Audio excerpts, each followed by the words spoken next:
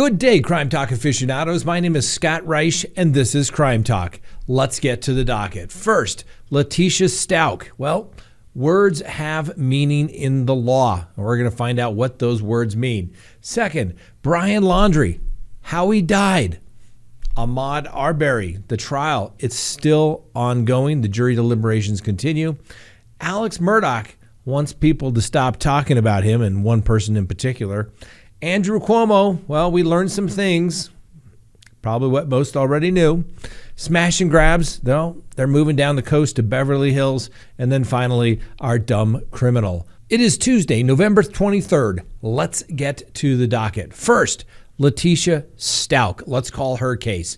Well, there's a lot of stuff going on, some recent filings in her case. First, the defense has filed a motion to seal and hold confidential jail records of visits or meetings between Letecia Stouk and the defense team and their agents.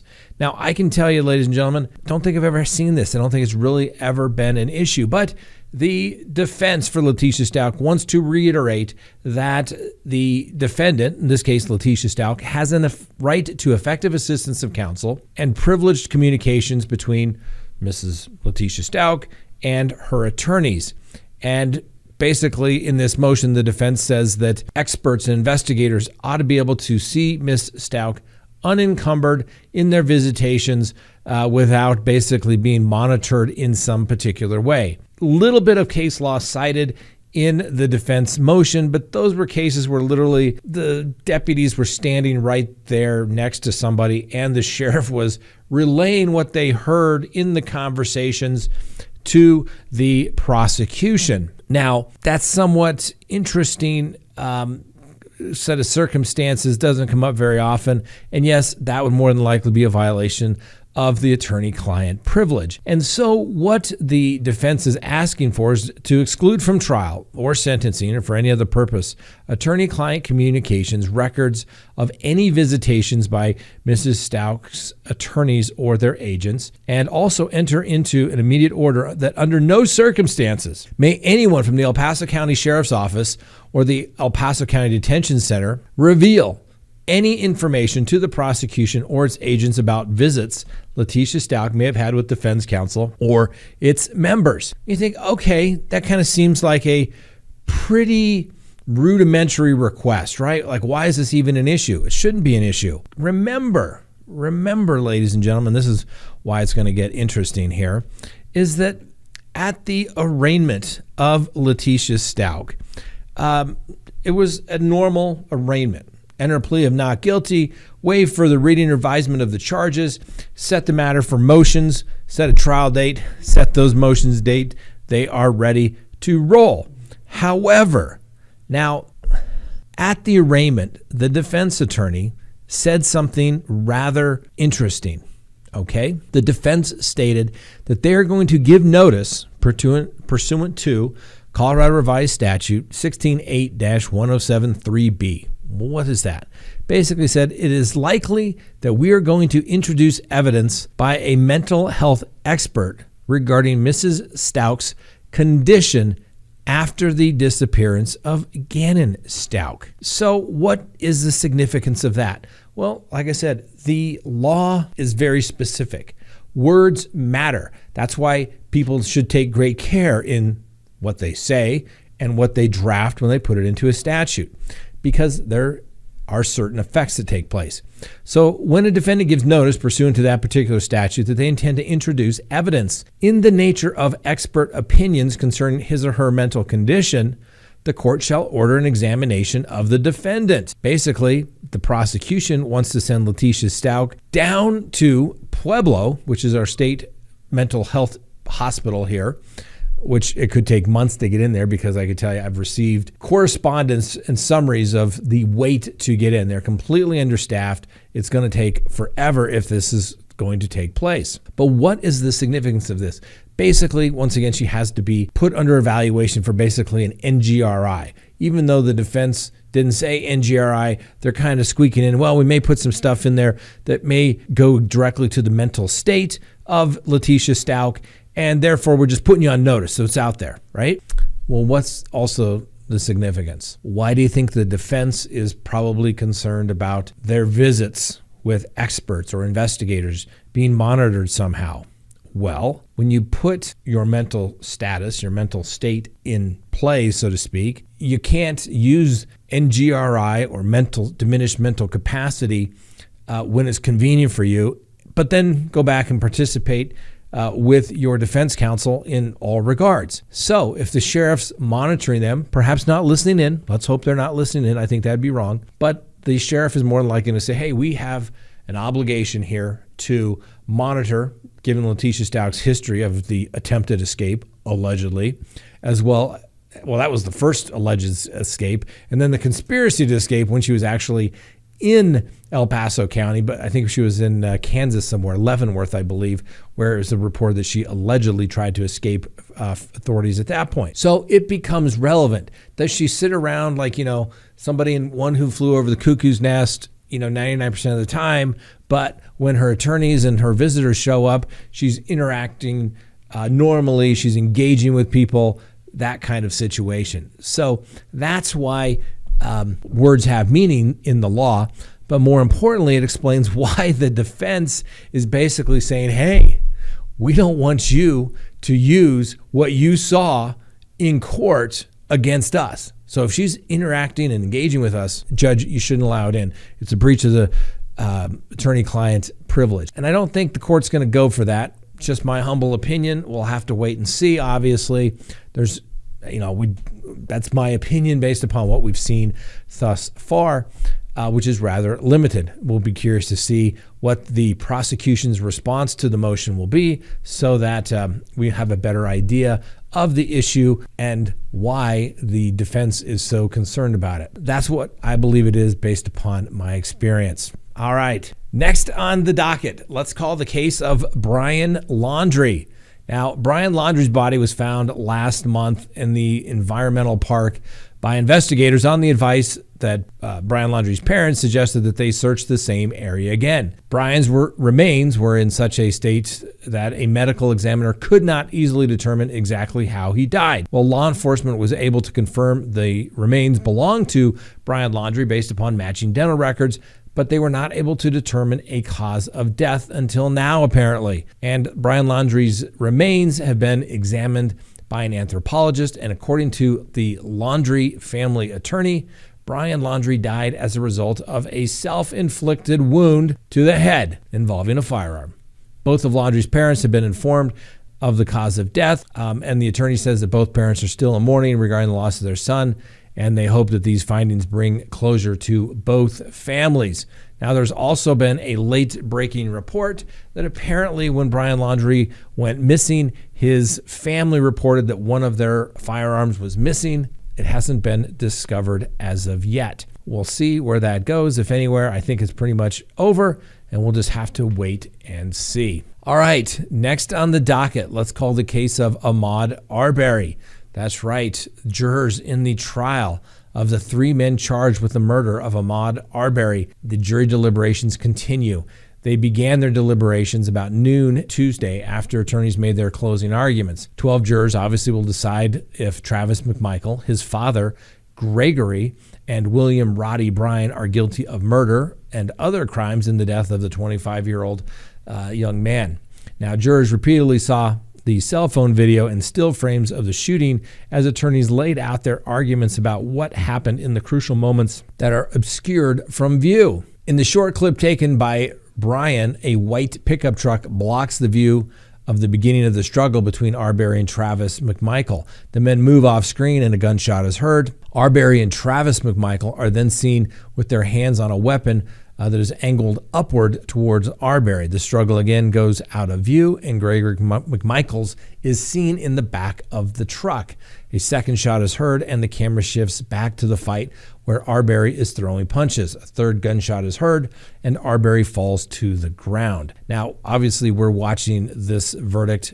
It's rather significant because of, and I hate to say it, you hope this isn't what comes out in a jury trial. You hope that facts and the law prevail, but there were lots of talk throughout this trial regarding race.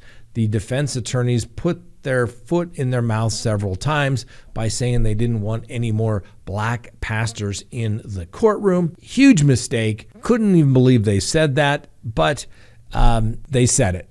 And it's a public courtroom and anybody can come and watch. And then in closing arguments, it's been suggested that there was some weaving of some racial undertones in the closing argument by the defense when they were highlighting that Mr. Arbery was not out for a jog given his attire, his shorts, his shoes with no socks, and stating that he had dirty toenails. I guess that's some sort of reference to an escaped slave or something to that effect. Once again, I think that's completely inappropriate, and I don't see what that has to do to try and argue that the elements of self-defense were met.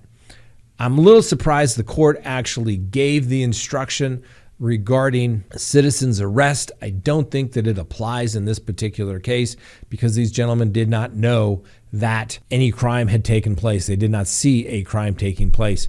However, the judge, out of an abundance of caution, probably threw that in. I've made that argument many times over the years where I say, hey, judge, guess what? Cases come back when I tender instructions and you don't give them, but they don't come back if the jury has had an opportunity to consider them.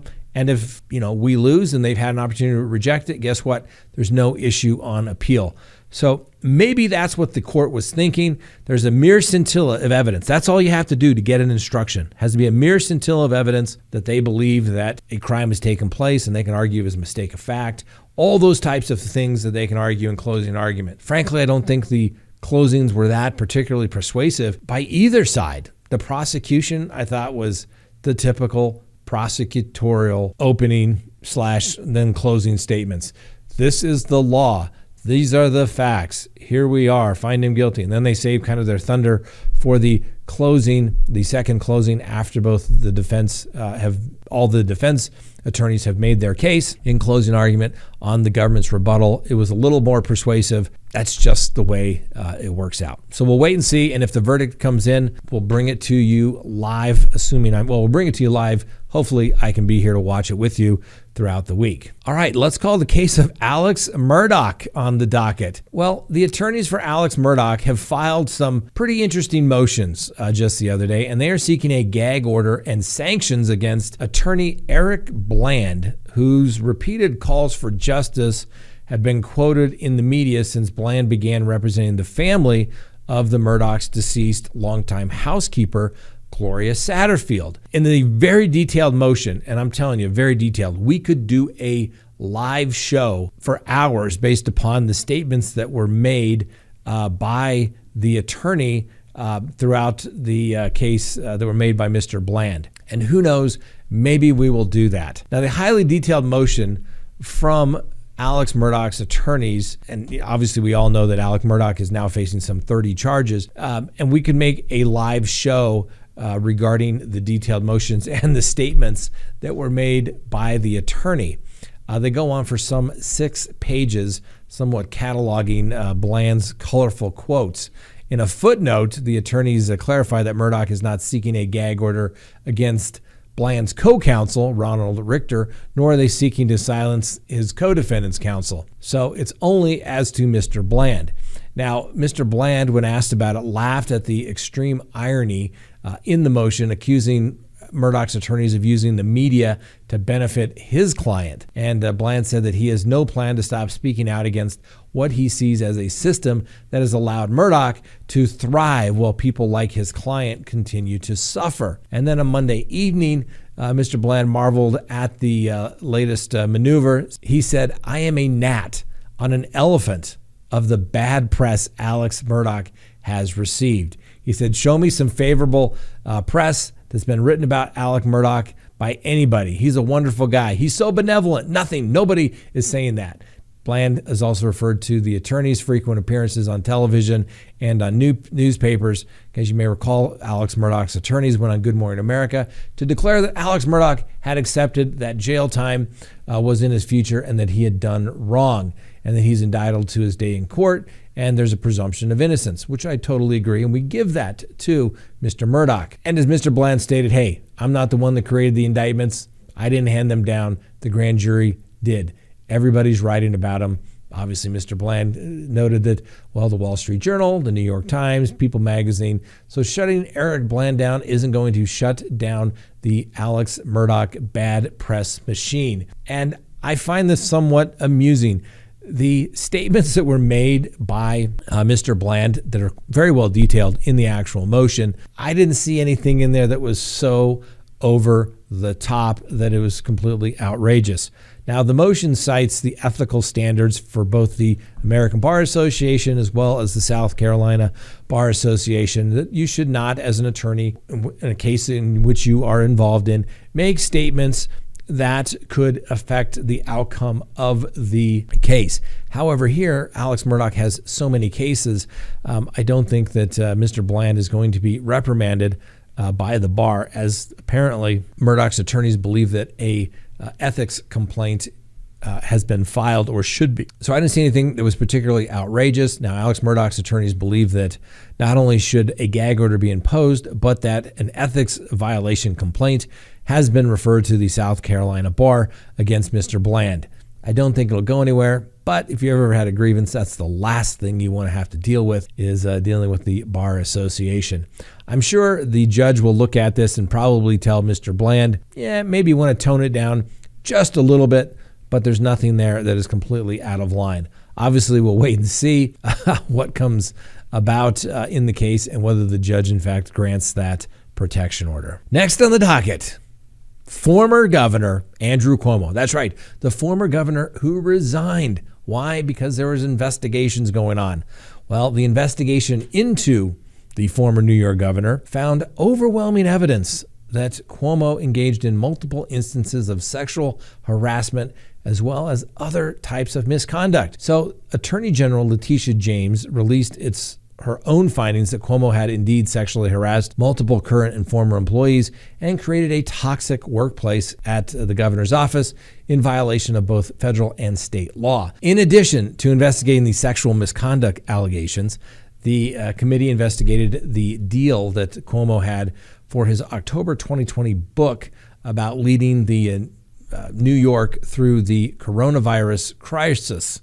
And Cuomo's reporting about COVID-19 deaths in nursing homes and his handling of the safety issues of the Governor Mario M. Cuomo Bridge. The committee took a close look at the two allegations of sexual misconduct against the governor. The first was brought by an unnamed state trooper, referred to as Trooper Number 1. She accused Cuomo of touching her inappropriately on multiple occasions and making multiple inappropriate and offensive comments. The committee also looked at allegations from former executive assistant Brittany Comiso, who alleged a pattern of harassment ranging from flirtatious and sexually suggestive comments from Cuomo to groping. Now, though Comiso couldn't remember the exact date of the groping incident, the committee gathered corroborating evidence that the incident occurred on December 7th of 2020.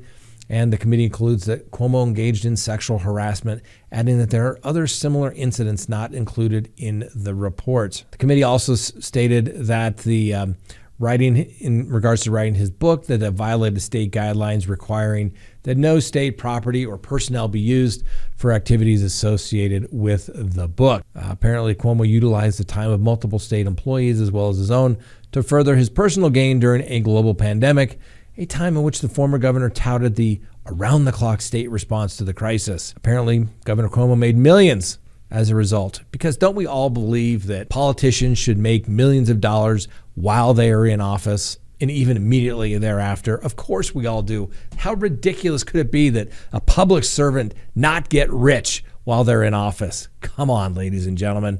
Well, needless to say, we all know Mr. Cuomo has resigned. We'll give him the presumption of innocence because there's still some issue as whether he's going to be charged with that unlawful sexual touching charge, as there were some defects the way it was presented.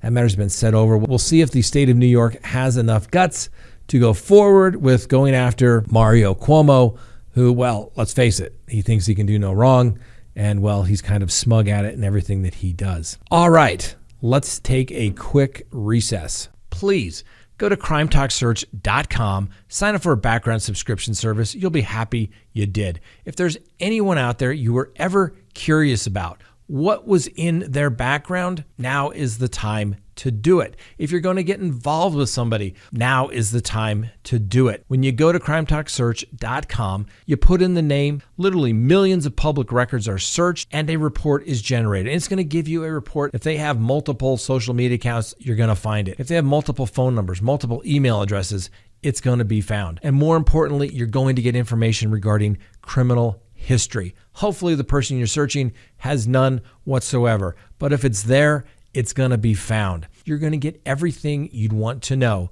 whether you're going into business or whether you're going into a personal relationship. You're going to be able to find out the information you want to know. So go to crimetalksearch.com, sign up today. You'll be happy you did. All right, we're back on the docket. Let's talk about some smash and grabs. Let's call that case.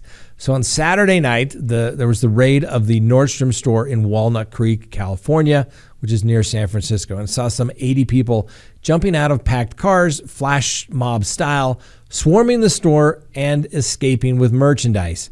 Now, just after midnight Sunday, criminals used a sledgehammer to smash storefronts at a Louis Vuitton at Saks Fifth Avenue in Beverly Hills. Now, patrol cars arrived to scare the thieves off before they could actually get inside. And again on Monday, another group attempted to break into Nordstrom's at the Grove Shopping Center in Los Angeles before leading police on a high-speed chase. Now, although retail theft is nothing new, a weekend in which high-end stores in famed shopping districts were hit by large organized theft rings has generated a little bit of attention. And let's face it, ladies and gentlemen, it's okay if everybody is getting robbed at the local convenience store. But when you start messing around with people's ability to shop in Beverly Hills, that is going to get someone's attention at the California legislature. I mean, let's face it, if you shoplift from a little mom and pop store, who's going to care about that? That's just a misdemeanor, right? But you start stealing real expensive stuff and people can't buy their bougie stuff, guess what? That's right. The law is going to change and the hammer will fall, even in California. Maybe not in California, but I think it'll happen in other places, but we'll have to wait and see. And finally, on our docket, the dumb criminal of the day. Crime Talk's dumb criminal of the day.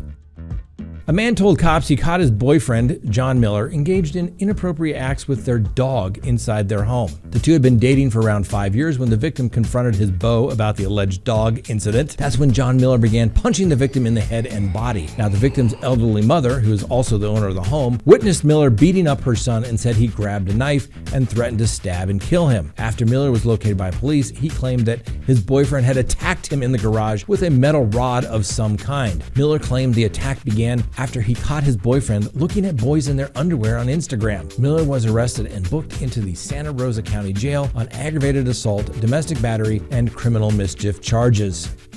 Thanks for watching. Subscribe if you haven't. Like the video. Leave me a comment. We'll see you next time on Crime Talk. And don't forget, we go live 6 p.m. Mountain today.